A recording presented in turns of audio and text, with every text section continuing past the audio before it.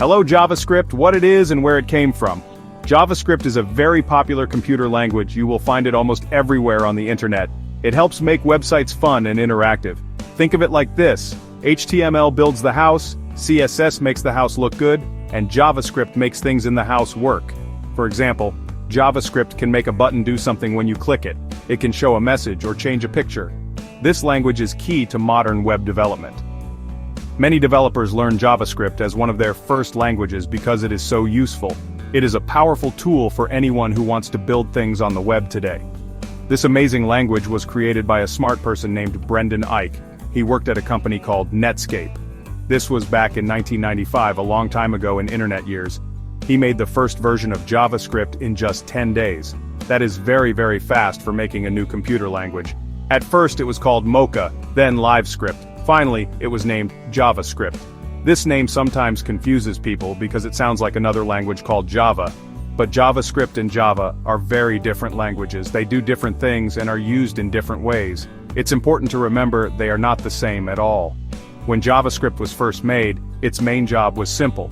It was designed to make web pages a little more lively. Before JavaScript, web pages were mostly just text and pictures. They were static, meaning they did not change much.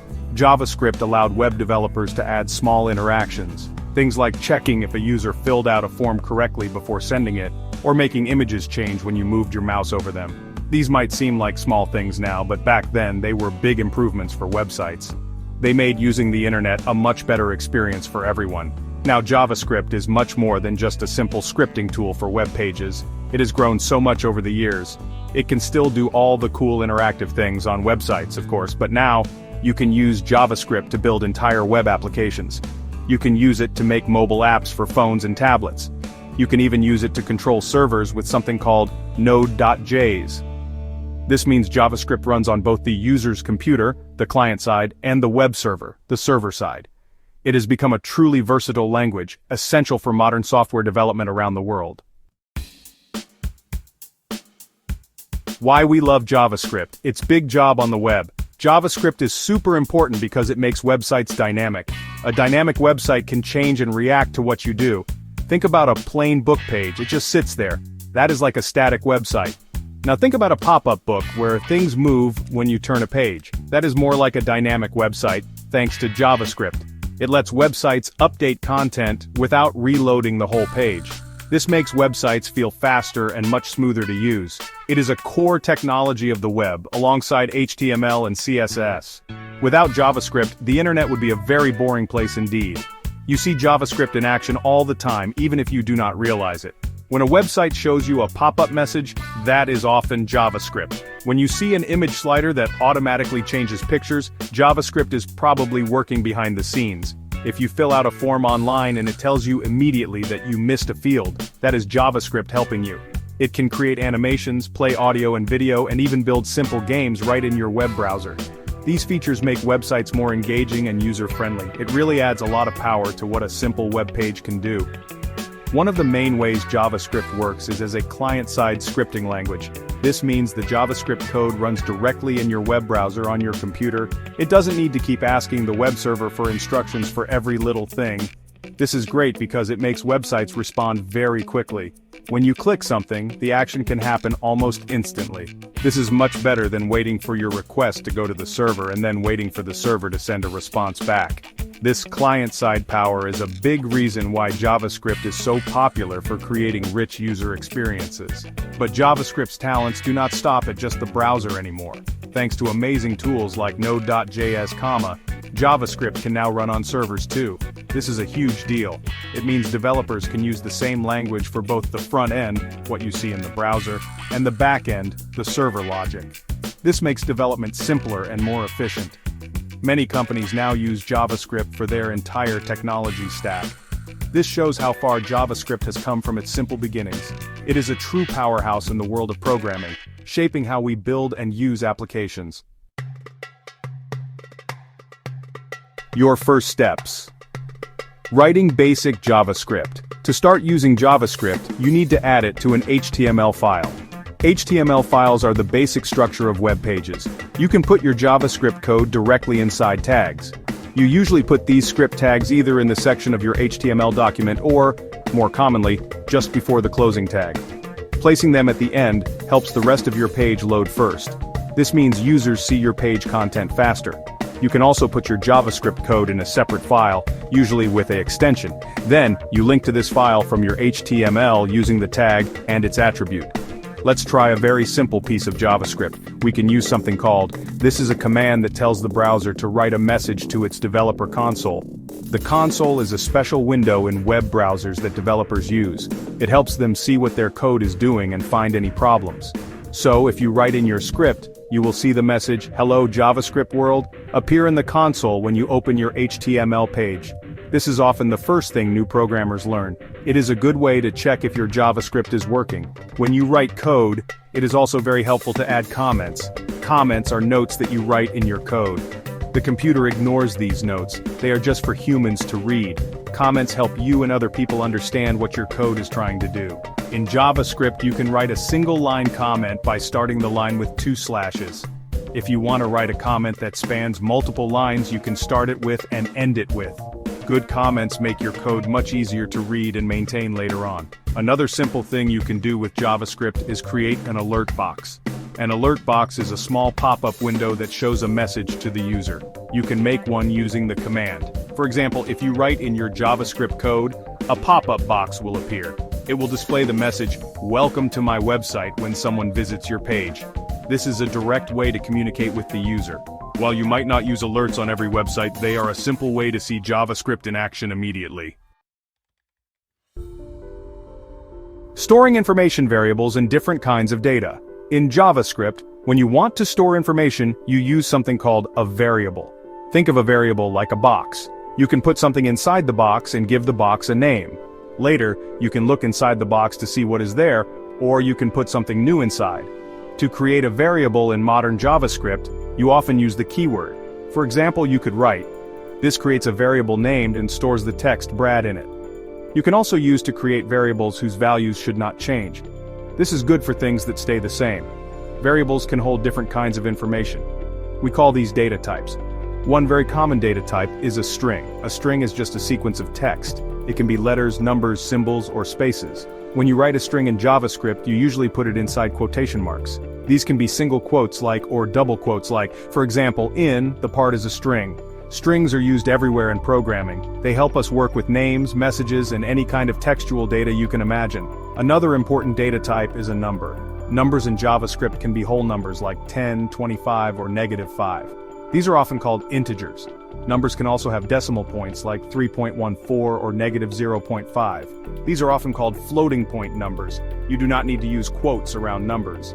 For example, you can write or you can do math with numbers. You can add them, subtract them, multiply them, and divide them using familiar symbols like and. This makes numbers very useful for calculations of all sorts. A third basic data type is called a Boolean. Booleans are very simple. They can only have one of 2 values, or, that is it. They are named after a mathematician called George Boole. Booleans are super important for making decisions in your code. For example, you might have a variable. This variable tells your program whether a user is logged in or not. You can then use this information to show different things on the web page. We will see how Booleans are used with statements in the next section. They help control the flow of your program.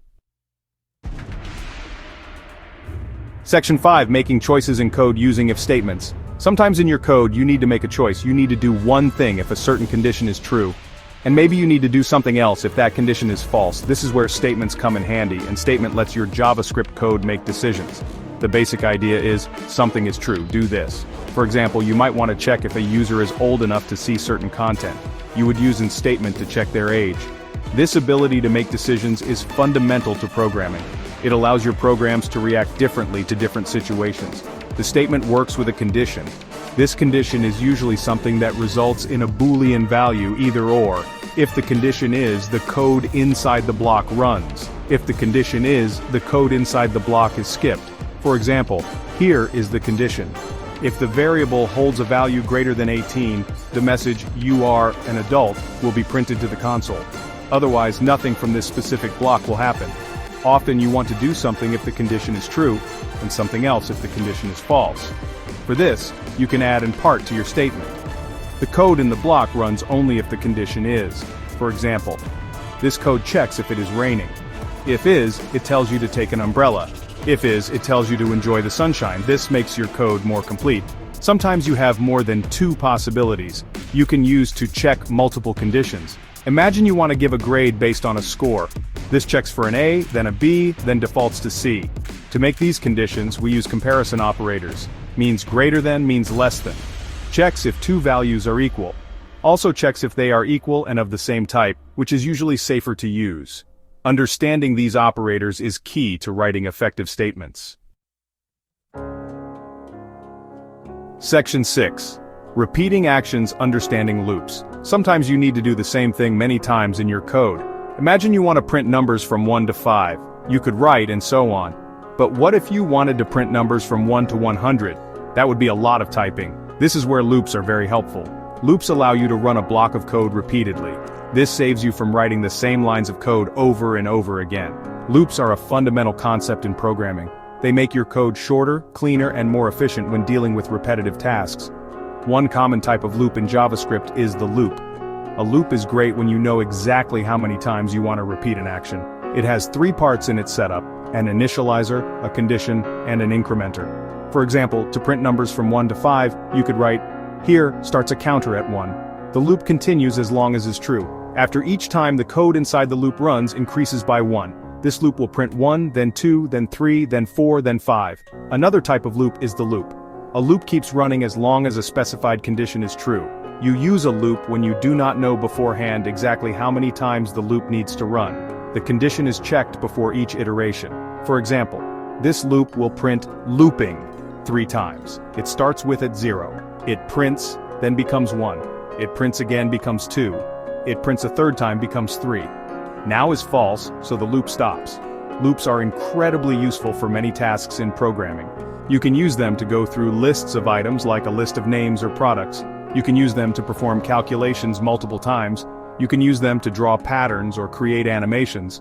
Understanding how to use loops and loops effectively will greatly expand what you can do with JavaScript. Just be careful with loops.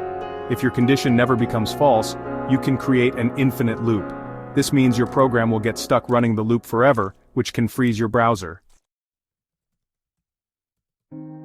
Section 7. Organizing your code functions and good habits. As your JavaScript programs get bigger, you will want to keep your code organized. One of the best ways to do this is by using functions. A function is a block of code that performs a specific task.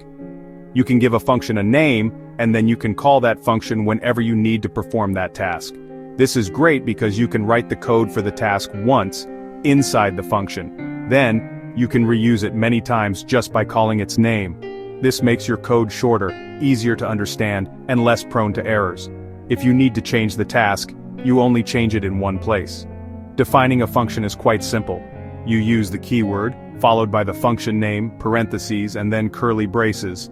The code that the function will execute goes inside the curly braces. For example, this defines a function called. To make this function run, you call it by writing its name followed by parentheses. When this line is executed, the message, "Hello there," will be printed to the console. Functions can also take inputs, called parameters, and can return output values. When writing code, it is important to follow good habits or best practices. One good habit is to give your variables and functions meaningful names. For example, instead of is much clearer. This makes your code easier for others and your future self to read and understand. Try to use a consistent naming style like camel case, where the first word is lowercase and subsequent words start with a capital letter, such as. Readability is very important in programming. Clear code is less likely to have bugs. Another good habit is to use comments effectively, as we talked about earlier. Explain complex parts of your code or why you made certain decisions. Also, try to keep your functions small and focused on doing one specific thing well. If a function becomes too long or tries to do too many things, it might be a good idea to break it down into smaller, more manageable functions. Writing clean, well-organized, and well-commented code is a hallmark of a good developer. It takes practice, but it is worth the effort in the long run for maintaining your projects. Section 8. A quick look at something more asynchronous magic. Most of the code we have talked about so far runs step by step, one line after another.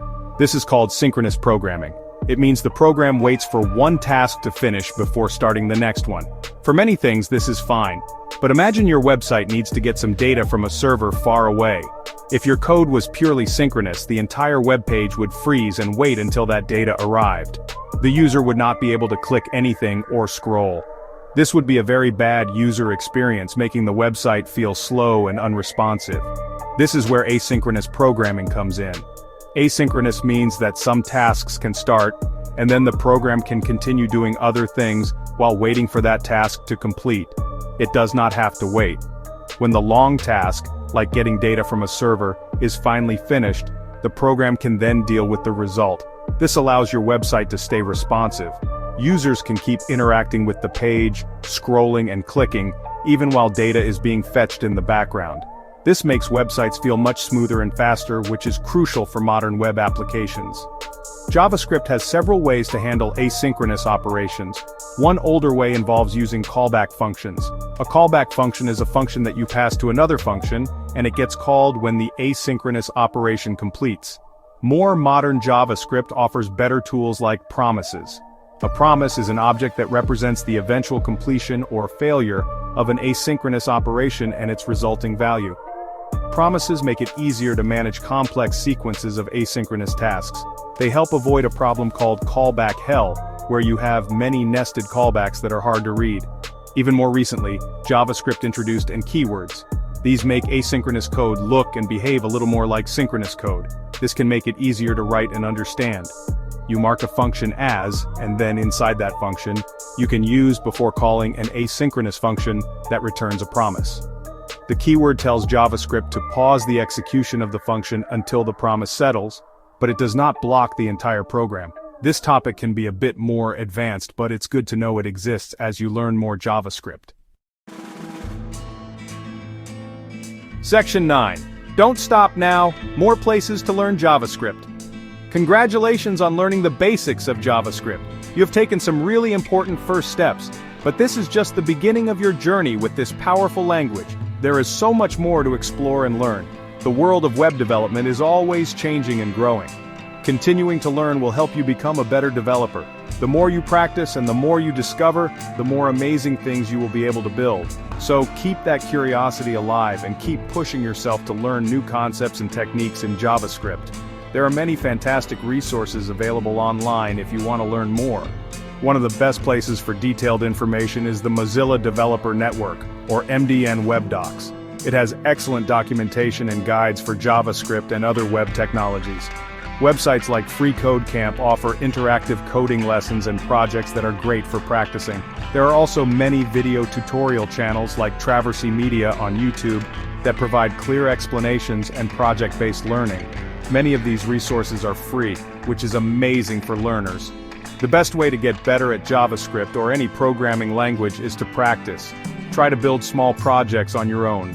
Think of a simple idea for a website or a web tool and try to make it. For example, you could try to build a simple calculator, a to-do list application, or a small game. When you work on projects, you will face new challenges. Solving these challenges is how you really learn and grow your skills. Do not be afraid to make mistakes. Mistakes are a natural part of the learning process. Every developer makes them. Learning to code is a journey, not a race. Be patient with yourself. Some concepts might take a bit longer to understand than others, and that is perfectly okay. Celebrate your small wins along the way. Join online communities, ask questions, and share what you learn. The developer community is generally very supportive. Keep practicing, keep building, and most importantly, have fun with it. JavaScript opens up a world of creative possibilities, and you are now equipped to start exploring them. Good luck, and keep coding.